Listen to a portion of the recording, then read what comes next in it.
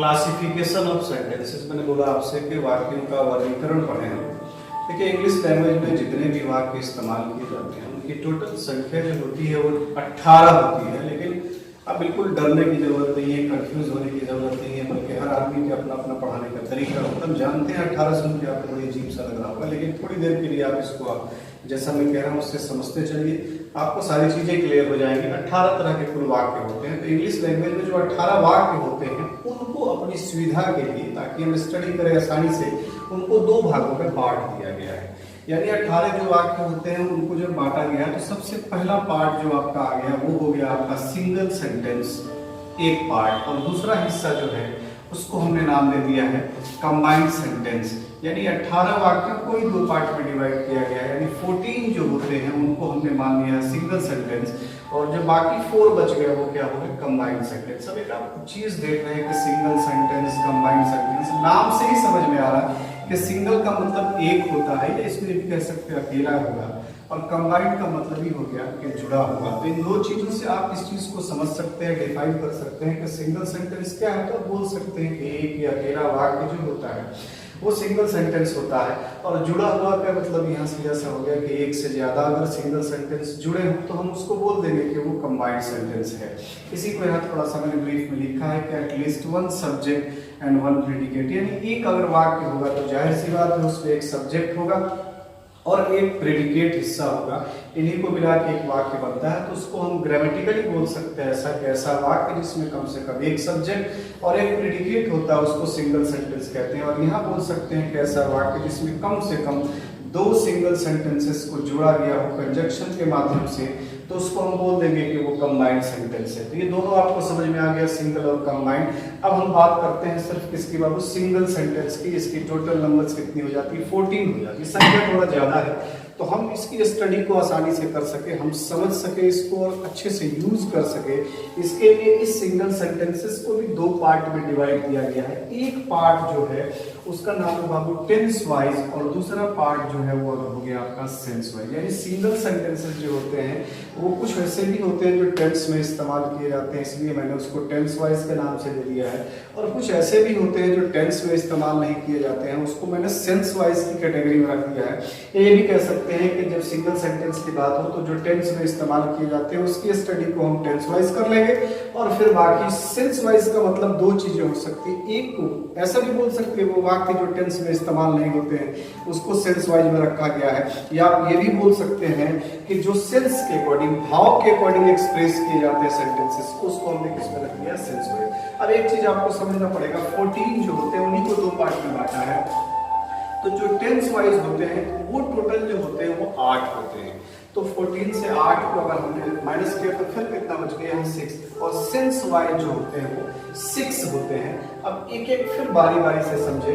पहला हमने हेडिंग डाला है काइंड्स ऑफ सेंटेंसेस, और कौन सा नाम, टेंस वाइज डाला। कौन सा डाला है, टेंस वाइज डाला। यानी टेंस के अकॉर्डिंग जो काइंड्स ऑफ सेंटेंस, इसके बाद वो सिंगल सेंटेंसेस के कौन कौन से होते हैं। तो देखिए जनरली अगर बात किए तो मेन अगर देखा जाए समझने के लिए तो टेंस में जो सेंटेंस यूज किए जाते हैं सिंगल सेंटेंस वो तीन ही तरह के होते हैं। सबसे पहला अफर्मेटिव सेंटेंस होता है, दूसरा निगेटिव सेंटेंस होता है, और तीसरा जो होता है वो इंट्रोगेटिव सेंटेंस होता है। लेकिन थोड़ा सा मैं यहाँ आपको रोक एक बात बताना चाहता हूँ कि अगर इन तीन सेंटेंसेस से ही सारे वाक्य हम चेंज कर सकते हैं या एक्सप्रेस कर सकते हैं तो अब तक हो जाना चाहिए।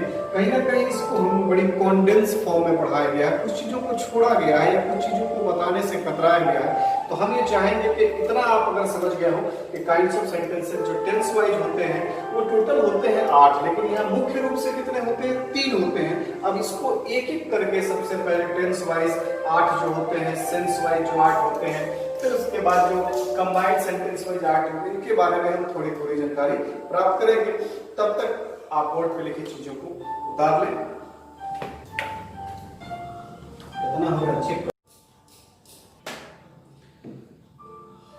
हमने पढ़ा था सबसे पहले काइंड्स ऑफ सेंटेंस, और ये सिंगल सेंटेंसेस जो होंगे वो दो तरह के हो जाएंगे, एक टेंस वाइज और दूसरा सेंस वाइज। तो सबसे पहले हम लेते हैं टेंस वाइज। इसके पहले एक चीज मैं आपको समझाना चाहूंगा, किसी भी सेंटेंस को, जो मैंने बोला टोटल 18 होते हैं, हर सेंटेंस को समझना हो और उसको इस्तेमाल करना हो, इसके लिए हम उन सारे सेंटेंसेस को तीन तरह से पढ़ना पड़ेगा। उनके बारे में तीन चीजें जाननी पड़ेगी। सबसे पहले कि उन 18 सेंटेंसेस के नाम क्या है। हर सेंटेंस का अपना एक नाम है, उस नाम को पहले जानना पड़ेगा हमको। जब नाम जान जाए तो हर वाक्य की अलग अपनी एक पहचान, आइडेंटिटी होती है, उस आइडेंटिटी को भी पहचानना पड़ेगा।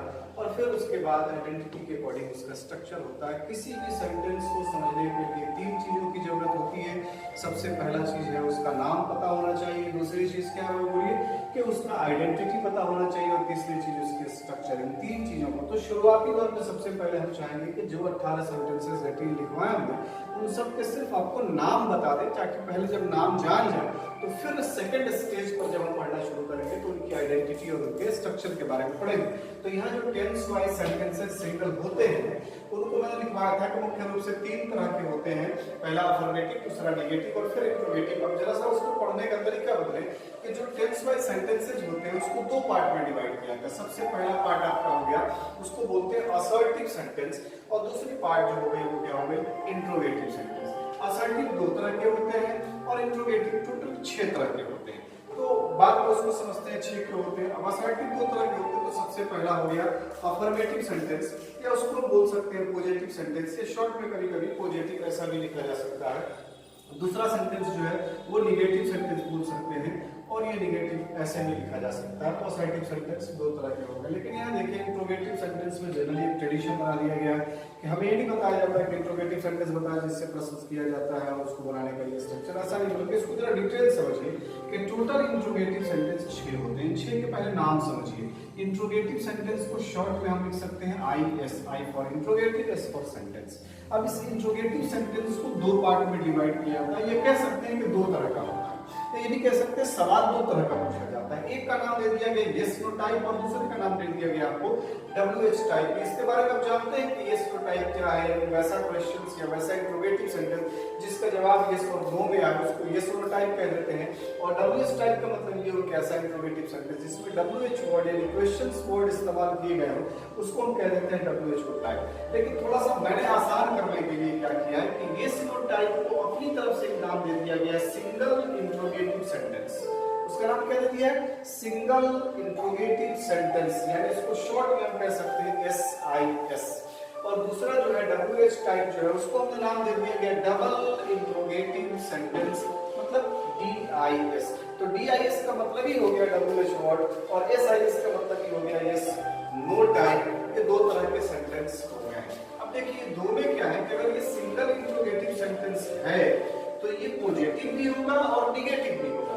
तो पॉजिटिव सिंगल इंट्रोगेटिव सेंटेंस पहला, निगेटिव सिंगल इंट्रोगेटिव सेंटेंस दूसरा, जिसको शॉर्ट में हम लिख सकते हैं PSIS, और दूसरा लिख सकते हैं NSIS।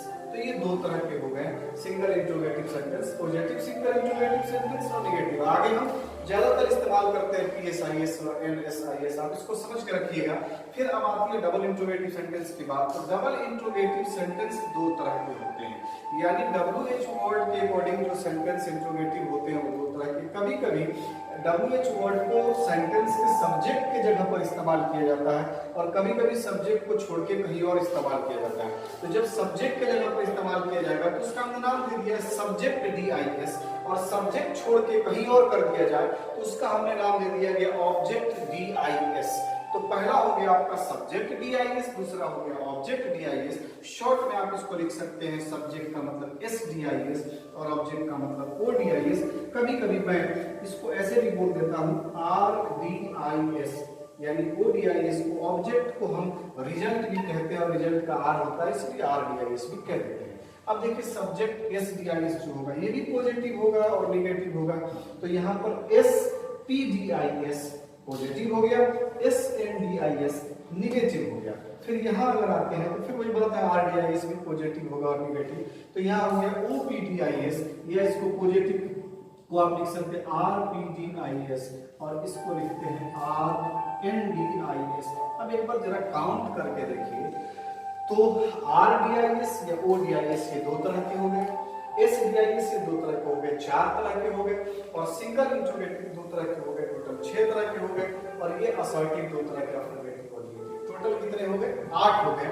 सबसे पहले इन 8 नाम को समझ लीजिए, याद कर लीजिए, इसको उतार लीजिए। अगले बार अगले टॉपिक पे हम इनसे के बारे में, इनकी आइडेंटिटी और इनके स्ट्रक्चर के बारे में बात करेंगे। तब तक के